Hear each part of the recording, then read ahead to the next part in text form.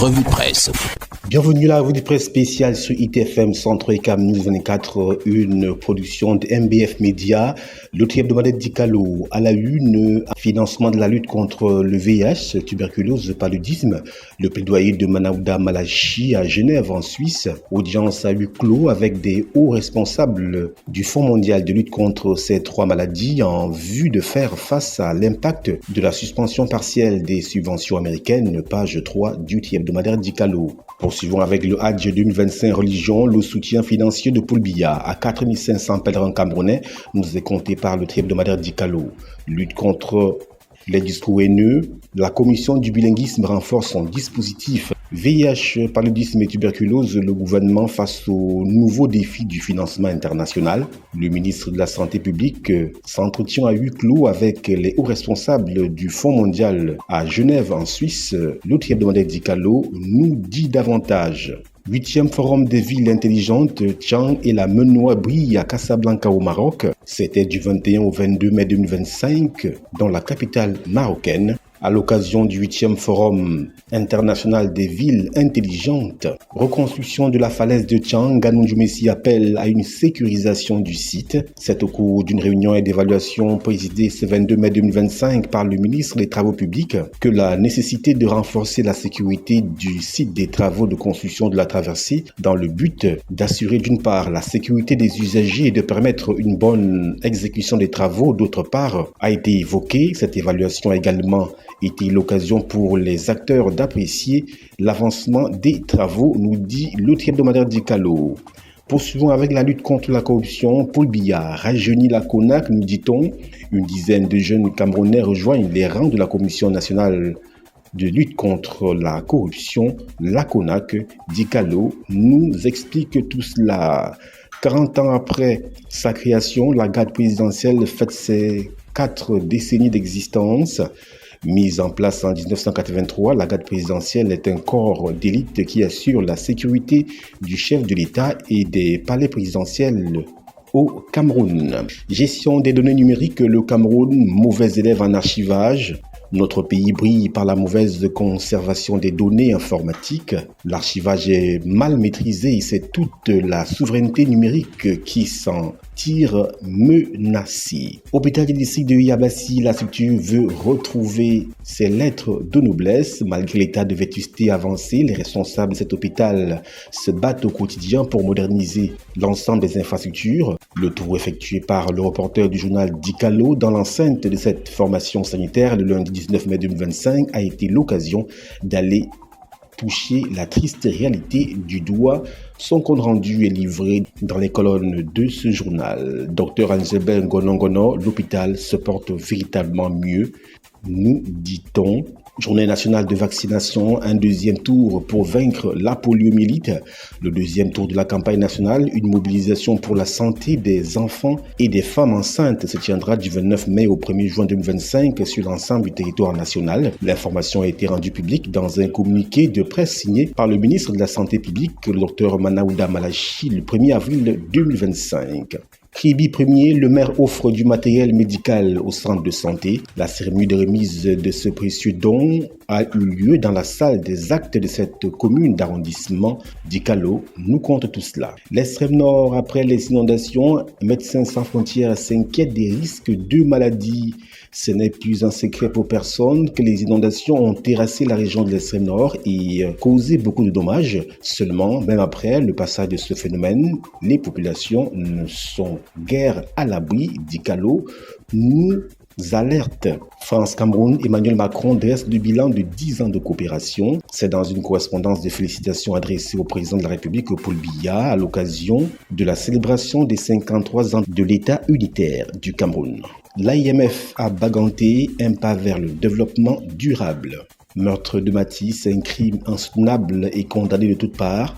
Un enfant de 6 ans a été froidement poignardé à mort par son bourreau Dagobert Ouafo, un acte de violence et de barbarie qui bouleverse tout le monde. Entre colère, indignation et appel à la justice pour le petit Matisse, il est clair qu'il faut recrédibiliser le système judiciaire au Cameroun. Dikalo nous en dit davantage. Et League One Football, Victoria United, Coton Sport, l'arbitrage de la honte nous est raconté par le hebdomadaire Dikalo. En bref, sport football, 13 ans après, le Croate Luka Modric quitte le Real de Madrid. International, nous y sommes, musée juif de Washington, 2 employés de l'ambassade d'Israël abattus. Mali, la dissolution des organisations politiques attaquées en justice. Des procédures judiciaires ont été initiées ce mercredi 21 mai par d'anciens responsables politiques de partis aujourd'hui dissous. Objectif, contester précisément cette dissolution décrétée par les autorités maliennes de transition le 13 mai dernier. Voilà pour le tour d'horizon du hebdomadaire Dikalo. Place à présent à Challenge Hebdo. À la une, Maxime Léopold Eko, l'histoire d'une fausse tentative de libération. Les avocats de l'ex-patron de la DGE dans l'affaire de l'assassinat du journaliste Martinez Zogo dénoncent un complot médiatique contre leurs clients, orchestré par un groupe d'influenceurs aux ordres, pages 2 et 3 de Challenge Hebdo. Toujours avec Challenge Hebdo, port autonome de Kribi, 400 milliards de francs CFA investis par les entreprises en 7 ans seulement, à lire donc dans les colonnes de ce journal. Toujours avec Challenge Hebdo, on parle de la célébration des 53 ans de l'unité nationale au Cameroun. 20 mai 2025, la nation à l'unisson. La 53e fête de l'État unitaire a été célébrée le 20 mai 2025 avec ferveur et solennité sur l'ensemble du territoire national sous le thème Armée et Nation unis pour un Cameroun tourné vers la paix et la prospérité, nous fait savoir Challenge Hebdo. Toujours avec ce journal, l'action contre la pauvreté dans l'UNCAM, 40 millions de francs CFA pour les porteurs de micro-projets. Examens officiels 2025, l'organisation sous la menace d'une grève. À l'issue de la réunion extraordinaire d'évaluation du 7 mai 2025, le comité de coordination du collectif des organisations des enseignants du Cameroun réuni déplore avec une profonde préoccupation l'absence persistante d'actes politiques concrets de la part du gouvernement. Tout ceci est à lire dans les colonnes de Challenge Hebdo. Roland Assoa et Toga, la balle est dans le camp du gouvernement, nous dit ce membre du dit collectif. Poursuivons notre tour d'horizon du journal Challenge Hebdo, journée internationale de la famille. La ville de Bipindi a accueilli la 31e édition. Plusieurs articulations ont meublé la célébration de la journée internationale de la famille à la place des fêtes à l'Est Cameroun.